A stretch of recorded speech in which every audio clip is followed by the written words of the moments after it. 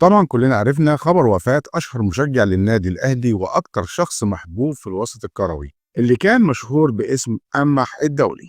طيب إيه سبب الوفاة المفاجئة وإيه اللي حصل بالظبط؟ استنونا بعد الفصل.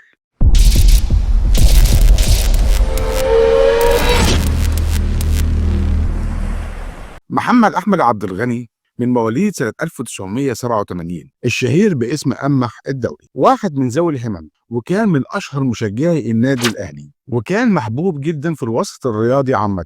كان ليه علاقات صداقة كتير مع عدد كبير من لاعبين النادي الأهلي وعلى رأسهم كهربا اللي كانت بتربطه بيه علاقة قوية جدا. أمح اتعرض قبل وفاته لكسر في العمود الفقري بسبب سقوطه، ودخل إحدى المستشفيات علشان يتعالج، وفضل فاقد الحركة لمدة أكتر من شهرين، والوقعة ديت اتسببت ليه في شلل مؤقت. أخوه طلع بتصريح وقال إن العلاج اللي كان بياخده أمح في المستشفى ما كانش مناسب ليه أو كان علاج غلط، وبعدها حالته بقت أسوأ بكتير، وكمان اتصاب بجلطة والتهاب رئوي لحد ما توفاه الله وهو في سن ال30. ده التصريح اللي أخوه قاله.